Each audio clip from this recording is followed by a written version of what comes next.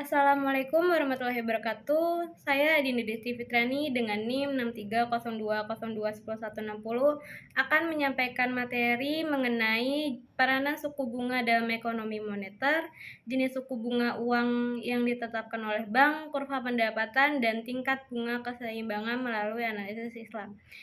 Materi yang pertama, peranan suku bunga dalam ekonomi moneter. Jalur suku bunga tidak berpengaruh terhadap pertumbuhan ekonomi di Indonesia dalam jangka pendek, namun berpengaruh negatif dalam jangka panjang.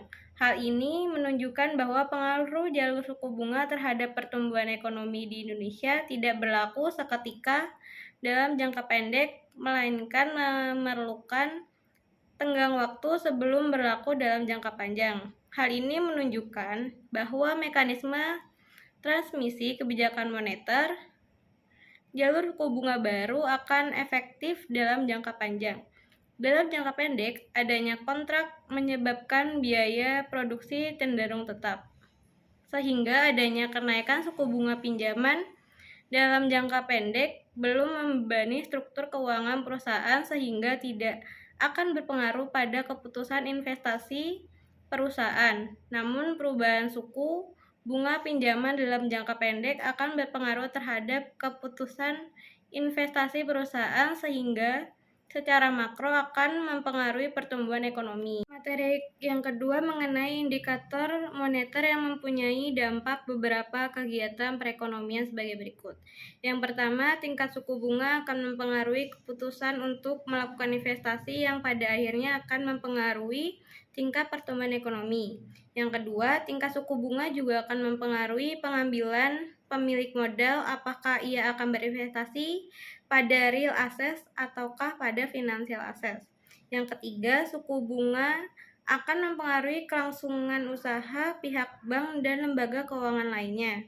Yang keempat, tingkat suku bunga dapat mempengaruhi nilai uang beredar. Tinggi rendahnya penawaran dana investasi ditentukan oleh tinggi rendahnya suku bunga tabungan nasabah. Yang ketiga, mengenai tingkat bunga mempunyai beberapa fungsi atau peran penting dalam perekonomian, yaitu yang pertama, membantu mengalirnya tabungan berjalan ke arah investasi guna mendukung pertumbuhan perekonomian.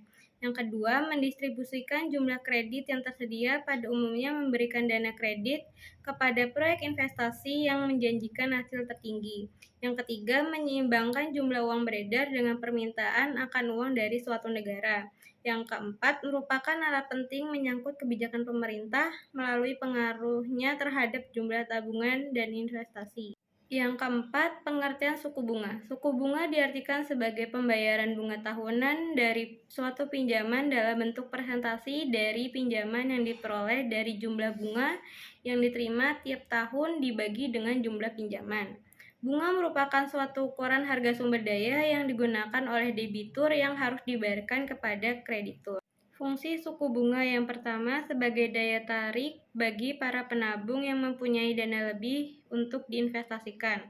Yang kedua, suku bunga dapat digunakan sebagai alat moneter dalam rangka mengendalikan penawaran dan permintaan uang yang beredar dalam suatu perekonomian. Yang ketiga, pemerintah dapat memanfaatkan suku bunga untuk mengontrol jumlah uang beredar.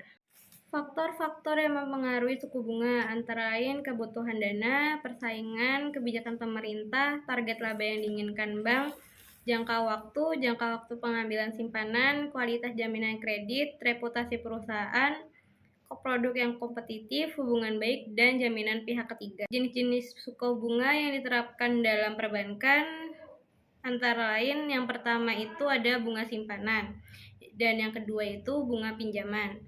Jenis suku bunga yang ditetapkan oleh bank. Yang pertama, suku bunga tetap. Yang kedua, suku bunga mengembang. Yang ketiga, suku bunga flat.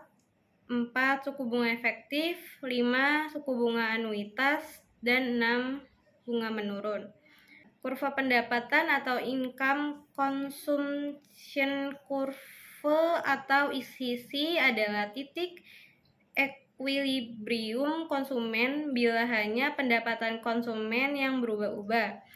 Penggeseran kurva garis anggaran akibat naiknya pendapatan konsumen akan memberikan atau menghasilkan titik persinggungan baru antara kurva indifferent dengan garis anggaran.